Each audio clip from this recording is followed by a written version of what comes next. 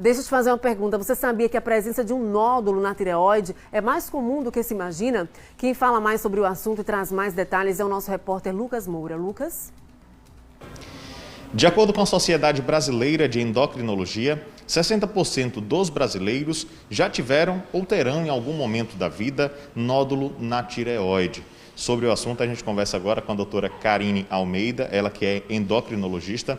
Doutora, o nódulo na tireoide então é mais comum do que se imagina, né? Olá a todos, olá Lucas.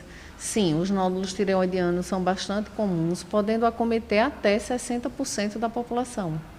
E que impactos esses nódulos podem trazer a essa população que os tem? Então, os nódulos tireoidianos, eles podem vir acompanhado ou não das disfunções tireoidianas. Existem vários tipos de nódulos, os nódulos císticos, os nódulos mistos e os nódulos sólidos, e eles devem ser investigados. Na grande maioria são benignos, mas existe sim um potencial de malignidade.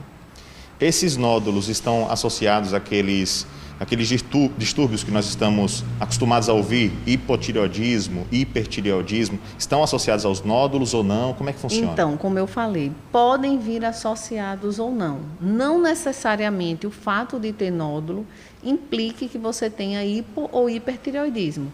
Você pode apenas ter o nódulo com a função tireoidiana normal. Em relação ao nódulo e a esses distúrbios, como é que faz para identificá-los, preveni-los? O que é que você orienta quem está nos assistindo?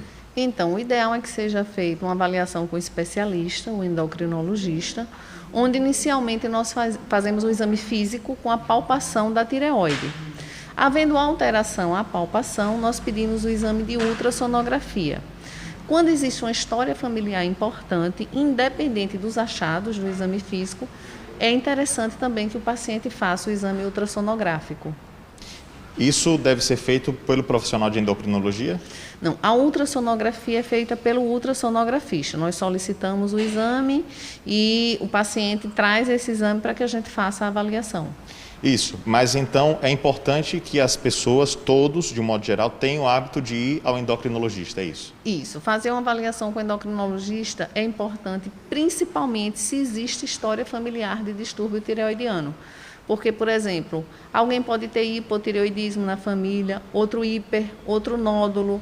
Então, é muito comum essa história familiar.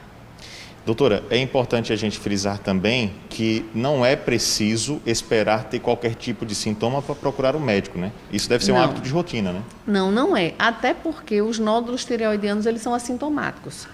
Para que eles causem sintomas, eles têm que ser muito volumosos. E aí o paciente pode ter sintomas compressivos, como dificuldade de deglutir, desconforto cervical também é outra queixa citada pelos pacientes. Mas isso é raro, geralmente não tem sintomas. É um achado. Falando sobre os distúrbios, eles têm sintomas diversos, né? Isso. Que vão desde incômodos com o próprio corpo até alteração de humor, né? É. Os distúrbios tireoidianos, eles envolvem basicamente o hipo e o hipertireoidismo. O hipotireoidismo é quando nós temos uma deficiência dos hormônios tireoidianos. Então, aí a gente tem uma lentidão do metabolismo. Então, a gente tem diminuição da frequência cardíaca, sonolência, uma tendência ao aumento de peso, pele seca, queda de cabelo. Já o hiper, nós temos um excesso dos hormônios tireoidianos. Então, o paciente geralmente vai apresentar o quê? Taquicardia, aquela sensação de palpitação, perda de peso, irritabilidade, nervosismo, são quadros basicamente opostos. Doutora, para a gente encerrar então, a recomendação a todos, reforçando, sempre ir ao endocrinologista, qual seria a frequência, qual o encaminhamento? É interessante fazer pelo menos uma avaliação anual com o endocrinologista, lembrando que os distúrbios tireoidianos devem ser tratados pelo especialista. Ok, a gente agradece a sua presença e participação. Eu que agradeço. Obrigada. A gente volta ao estúdio.